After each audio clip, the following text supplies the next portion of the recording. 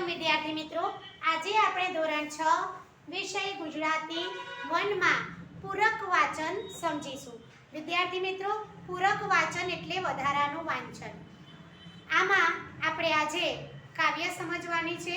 કાવ્યનું નામ છે શેરી આવે સાદ। અહીંયા ગામડાનું દ્રશ્ય આપણને બતાવવામાં આવ્યું છે। જ્યારે લેખક નાના છે, બાળની અવસ્થામાં, ત્યારે એ મિત્રો સાથે કેવી રીતે ધીંગામસ્તી કરે છે એની આ કાવ્યમાં વાત કરવામાં આવી છે। તો આપણા કાવ્યનું નામ છે પૂરક વાચન। પહેલું કાવ્ય શેરીએ આવે સાદ।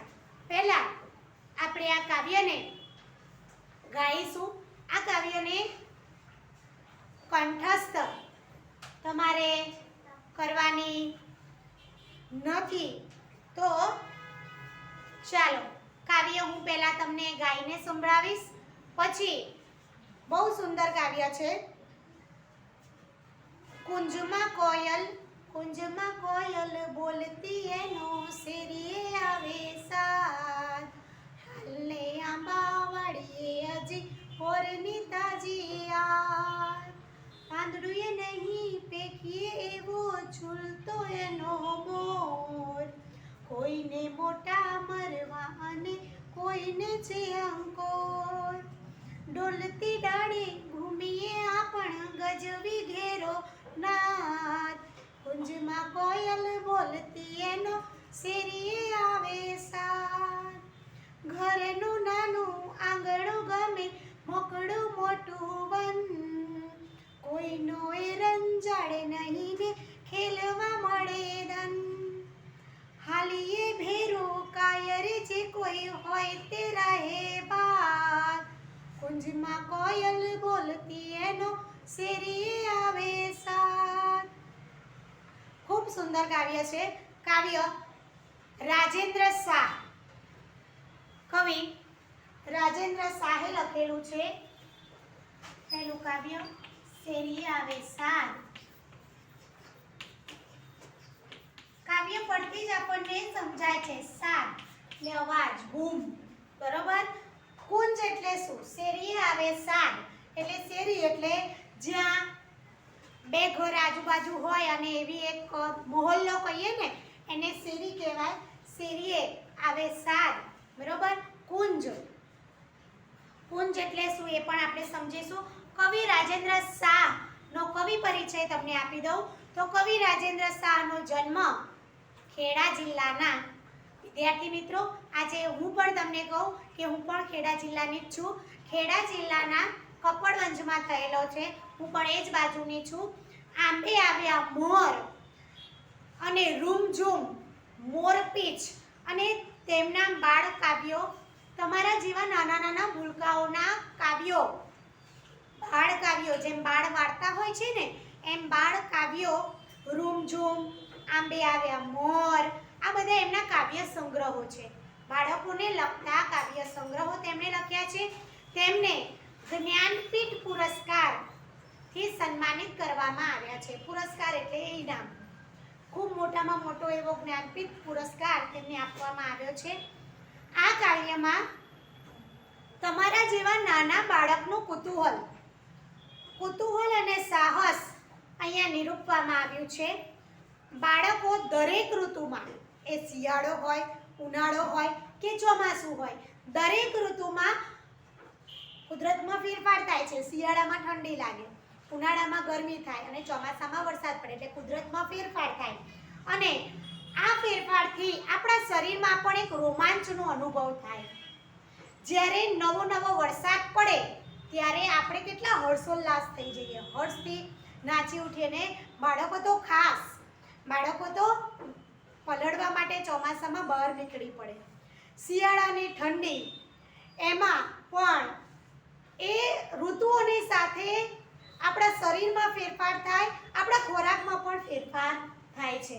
એટલે ઋતુઓનું આપણે ઉમળકાભેર સ્વાગત કરીએ છીએ અને બાળકો ખાસ સ્વાગત કરે તેની આ ગીતમાં વાત કરવામાં આવી છે।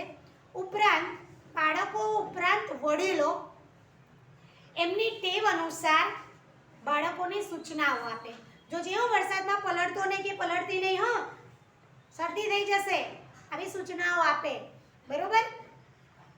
પણ તે માટે અહીં બાળક કહે છે કે મને મુક્ત મને રમવા દો. તે માટે બધાથી દૂર આંબાવાડીએ બાળક જવા ઈચ્છે છે. અત્યારે આ મહામારીમાં તમે આઉટડોર ગેમ અને ઇન્ડોર ગેમ, આ ગેમ એટલે રમતની વાત છે. આઉટડોર એટલે ઘરની બહાર રમાય તેવી રમતો. રમતથી શારીરિક અને માનસિક બંને વિકાસ થાય. વિદ્યાર્થી મિત્રો ધ્યાન આપજો. હવે તમે ઇન્ડોર ગેમમાં તમને ખબર છે કઈ ઇન્ડોર ગેમ, તમે એનાથી ખૂબ પરિચિત છો, કારણ કે ઘરમાં જ રમાતી રમતો અત્યારે તમે આ મહામારીમાં રમ્યા, કે ભાઈ સાપ સીડી કે લૂડો કે પછી તમારા ફોન કે મોબાઈલમાં ટીવી દ્વારા જે રમાતી રમતો, બરોબર, એ ઇન્ડોર ગેમ છે.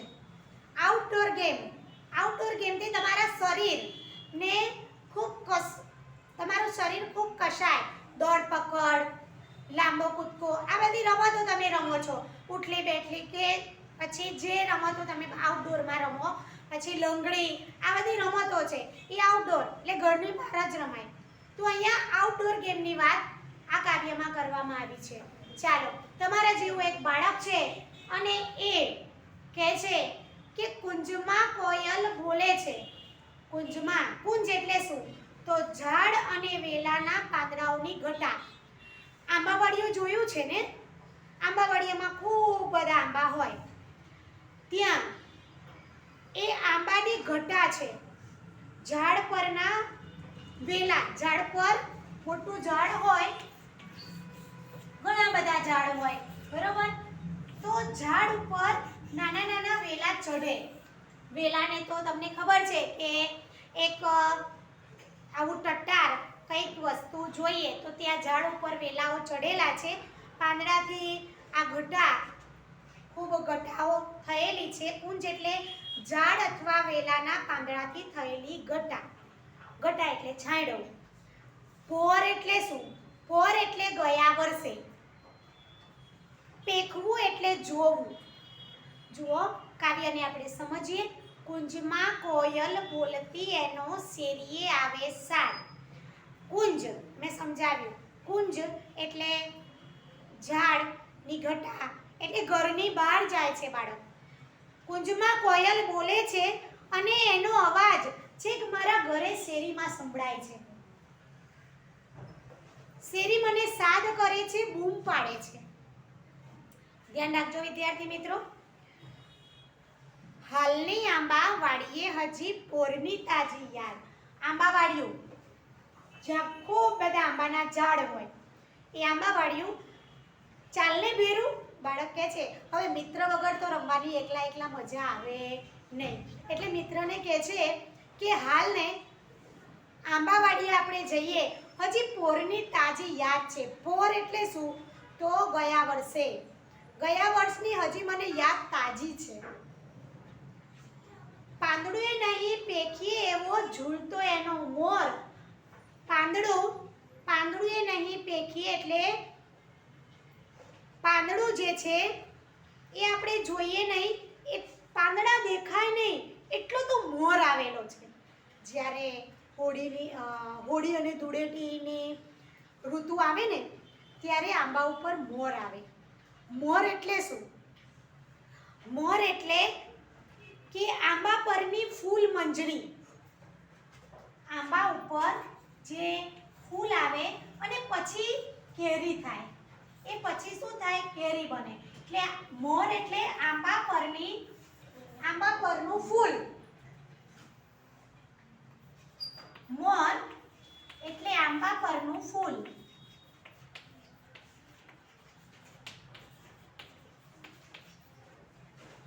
મંજરી આપણે હોળીમાં અને એમાં એ આંબા મોર લઈ જતા હોઈએ છીએ અને હોળીનું પૂજન પણ આપણે કરતા હોઈએ છીએ. એ વખતે આંબાના ઝાડ ઉપર મોર આવે. જેટલા મોર આવે એટલે જેટલા ફૂલ આવે એટલી કેરી થાય. તો વિદ્યાર્થી મિત્રો કહે છે કે પાંદડું એ દેખાય નહીં એવો મોર ઝૂલી રહ્યો છે.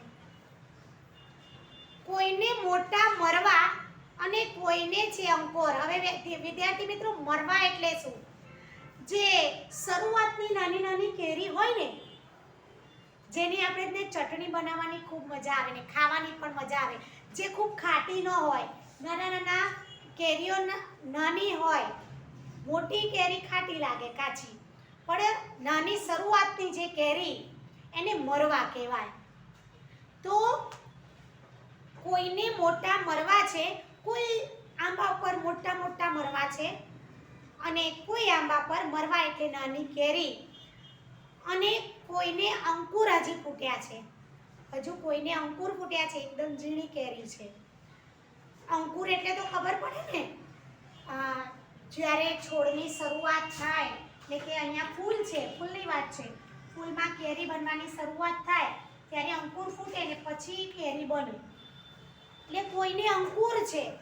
અંકુર એટલે આ રીતના તમે જ્યારે વિજ્ઞાનમાં ભણ્યા હશો કે પહેલા આવી રીતે અંકુર ફૂટે ને પછી એમાંથી ઝાડ કે છોડ થાય અને પછી પાંદડા થાય, બરોબર? અંકુર પહેલા ફૂટે, એટલે કોઈ ઝાડ પર અંકુર ફૂટ્યા છે અને કોઈને મોટા મરવા છે. ડાળી ડોલી રહી છે, ડોલતી ડાળીએ ઘૂમીએ આપણ ગજવી ઘેરો નાદ. આપણે આ ડાળી ઝૂલી રહી છે, ઘૂમીએ અને આખા આપણે આંબાવાડિયામાં ઘૂમ્યા કરીએ અને ગજવી ઘેરો નાદ. ઘેરો નાદ એટલે તીવ્રતાવાળો અવાજ. જ્યારે તમે ખૂબ દોડો ત્યારે તમે હર્ષોલ્લાસથી અંદરથી તમને અવાજ નીકળવા માંડે, ઉલ્લાસ દ્વારા અવાજ નીકળવા માંડે, એ વધારે તીવ્રતાવાળો અવાજ હોય.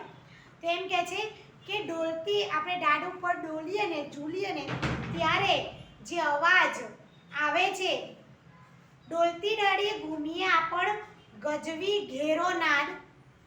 ઘેરા નાદથી આખું આંબાવાડિયું ગુંજી ઉઠે છે. કુંજમાં કોયલ બોલતી એનો શેરી આવે સાદ. કુંજમાં કોયલ બોલી રહી છે અને એનો સાદ, એનો અવાજ ક્યાં આવી રહ્યો છે? શેરીએ. સરસ. હવે શેરીમાં રમ્યા હોય વિદ્યાર્થી મિત્રો, એટલે આંગણું. આંગણું એટલે શું? આંગણું એટલે સમજાવું. જો ઘર છે, એની આજુબાજુ ખુલ્લી જગ્યા, આજુબાજુની ખુલ્લી જગ્યા એને આંગણું કહેવાય. જેને સરસ મજાની મમ્મી ચોખ્ખા કરીને રાખે. અત્યારે તો આપણે ફ્લેટમાં હોઈએ છીએ એટલે આંગણા હોતા જ નથી, પણ ગામડામાં આવી આજુબાજુ ખુલ્લી જગ્યા હોય એટલે ઘરની આજુબાજુની ખુલ્લી જગ્યા એને આંગણું કહેવાય. તો કહે છે કે ઘરનું આંગણું કેવું પડે છે? નાનું પડે છે. ઘરનું નાનું આંગણું ગમે મોકળું મોટું વન.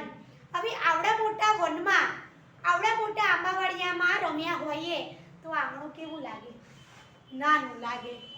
તો મોકળું એટલે મોટું વન મને ખૂબ ગમે છે, આંગણું નાનું લાગે છે. બાળક કહે છે ઘરનું નાનું આંગણું ઘરનું નાનું આંગણું પડે છે અને શું ગમે છે?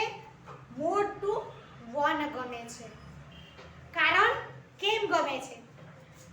આંગણામાં તો રમતા હોઈએ ને તો મમ્મી ટોકે, પપ્પા ટોકે, જોજે હો પડી ના જો, જોજે હો ધ્યાન રાખજે. પણ ત્યાં વનમાં, જંગલમાં કોઈ હોય નહીં, બરાબર? એટલે કોઈનો રંજાડ નહીં. રંજાડ એટલે કોઈની રોકટોક નહીં, કનડગત નહીં. રંજાડ એટલે કનડગત. કોઈનો એ રંજાડ નહીં ને ખેલવા મળે ધન. એટલે કોઈનો રંજાડ નહીં, કોઈની કનડગત નહીં, અને એ આખો દિવસ રમ્યા કરીએ. જેમ રમવું હોય તેમ. હાલીએ ભેરું, ચાલને ભેરું. ભેરું એટલે મિત્ર, ચાલને ભેરું. કાયર જે કોઈ હોય તે રહે બાદ. જે કાયર છે, કાયર એટલે ડરપોક. જે ડરપોક છે એ ભલે ઘેર રહે, કારણ કે વનમાં, જંગલમાં તો પક્ષીઓની સાથે જંગલ હોય એટલે વન જેવું હોય, ત્યાં સાપ હોય ને બધું હોય ને, એટલે શું કહે છે કે ચાલ, બાળક કહે છે કે અહીં બાળક એવું કહે છે કે ચાલને ભેરું મિત્ર, કાયર જે છે, ડરપોક જે છે એ બધા ઘેર રહે, ડરપોક ઘેર રહે અને કુંજમાં કોયલ બોલતી એનો શેરીએ આવે સાદ, કુંજમાં કોયલ બોલી રહી છે અને એનો સાદ અવાજ શેરીએ સંભળાઈ રહ્યો છે. આ કાવ્યમાં આવતા કેટલાક શબ્દાર્થની સમજૂતી મેળવીશું. ચાલો વિદ્યાર્થી મિત્રો, શબ્દાર્થ સમજૂતી લખીએ.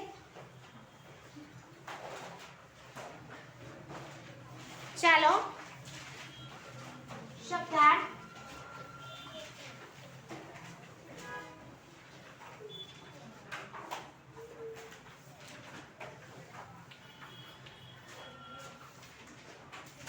લખજો. શબ્દાર્થ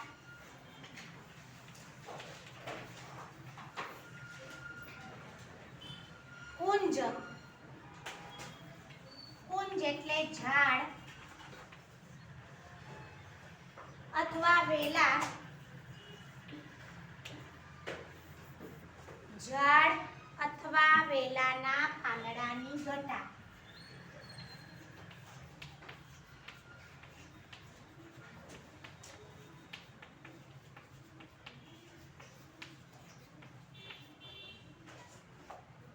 પોર એટલે ગયા વર્ષે,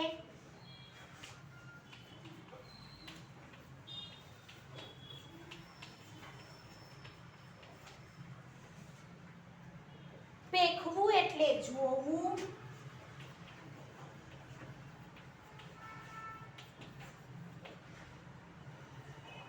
મોર એટલે આંબાના ફૂલ મંજરી, મોર એટલે આંબાના ફૂલ મંજરી,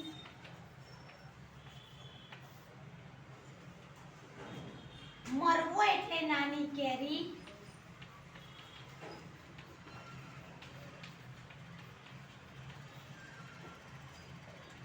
અંકોર એટલે ફણગો,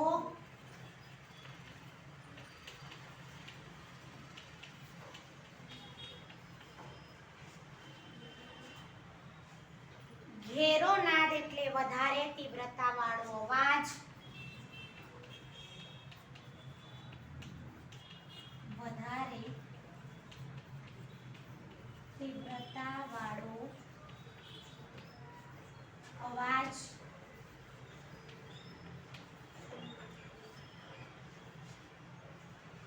મોકળું એટલે ખુલ્લી જગ્યાની છૂટવાળું, મોકળું એટલે ખુલ્લું,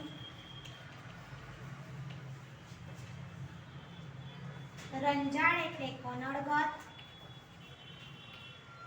અહીંયા લખીએ રંજાડ કનડગત,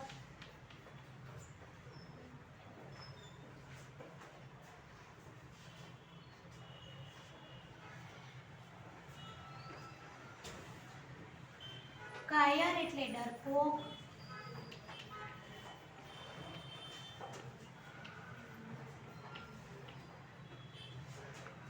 દન એટલે દિવસ. લખી લો વિદ્યાર્થી મિત્રો.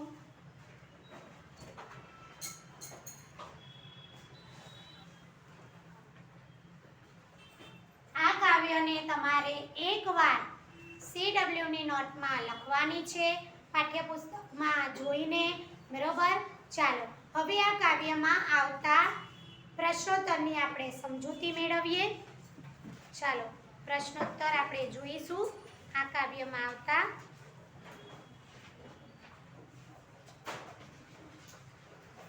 ચાલો લખીએ. કોયલ ક્યાં બોલતી હતી? ચાલો આ કાવ્યનો પ્રકાર છે પ્રકૃતિ ગીત. લખી લેજો એટલે યાદ રહે. પ્રકૃતિ ગીત.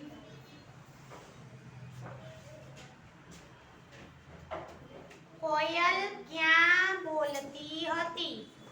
તો કોયલ કુંજમાં અથવા આંબાવાડિયામાં બોલતી હતી. આ લખાઈ ગયું હશે તમારે. ચાલો પ્રશ્ન 1 આપણે લખીશું. કોયલ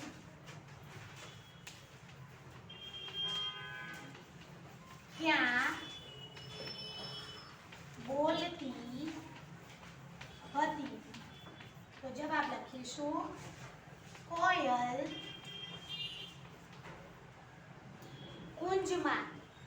કુંજમાં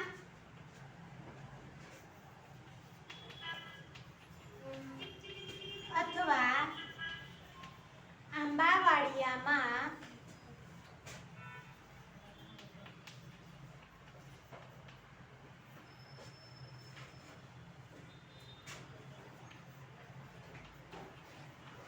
બોલતી હતી. કુંજમાં લખો, આંબાવાડિયામાં લખો. બરોબર. ચાલો આગળ. આંબાવાડિયામાં મોર કેવી રીતે ઝૂલે છે? આંબાવાડિયામાં મોર કેવી રીતે ઝૂલે છે? આંબાવાડિયામાં લખીએ આંબાનું એક પણ પાંદડું દેખાય નહીં એ રીતે ઝૂલે છે. ચાલો લખીએ આંબાવાડિયામાં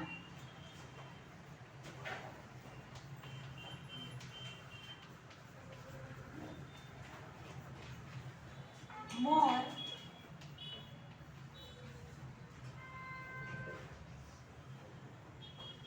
આંબાવાડિયામાં લખો મોર નહીં, સોરી, આંબાનું એક પણ પાંદડું, આંબાનું એક પણ પાંદડું દેખાય નહીં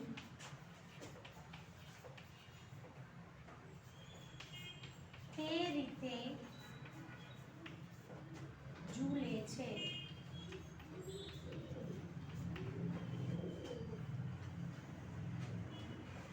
કવિએ કાવ્યમાં કાચી કેરી તેમજ અંકુર માટે કયા શબ્દો વાપર્યા છે?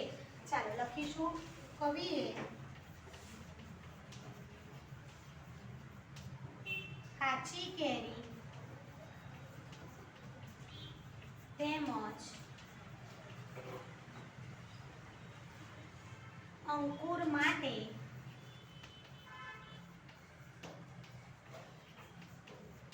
કયા શબ્દો પ્રયોજેલા છે? કાવ્યમાં જે શબ્દો વપરાયા છે તે લખવાના છે. જુઓ, કાચી કેરી એ માટે અને અંકુર માટે જે શબ્દો વપરાયા છે લખવાનું છે. કાચી કેરી એટલે મરવા અને અંકુર એટલે અંકોર. બરોબર. ચાલો લખી લઈએ. કવિએ કાવ્યમાં કાચી કેરી માટે, મારી સાથે લખો, કવિએ કાચી કેરી માટે મરવા તેમજ અંકુર માટે અંકોર શબ્દો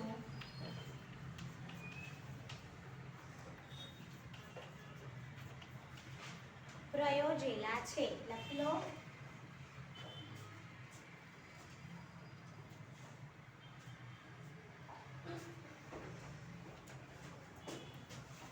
પ્રયોજેલા છે. ચાલો. બાળકને ઘરનું આંગણું શા માટે નાનું લાગે છે? બરોબર. ચાલો લખીશું. બાળકને ઘરનું આંગણું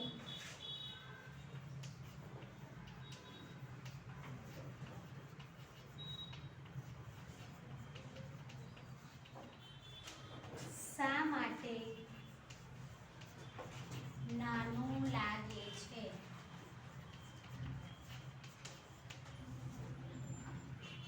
બાળકને મુક્તપણે રમવા માટે, લખીએ જવાબ, બાળક મુક્તપણે રમવા માટે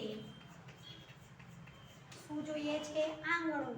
સોરી, મુક્તપણે રમવા માટે શું જોઈએ છે? વન. બરોબર. મુક્તપણે રમવા માટે મોટું મેદાન જોઈએ છે. તેથી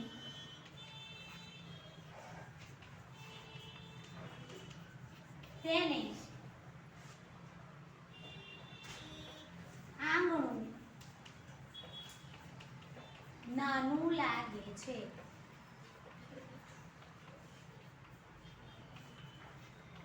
ચાલો લખી લો વિદ્યાર્થી મિત્રો.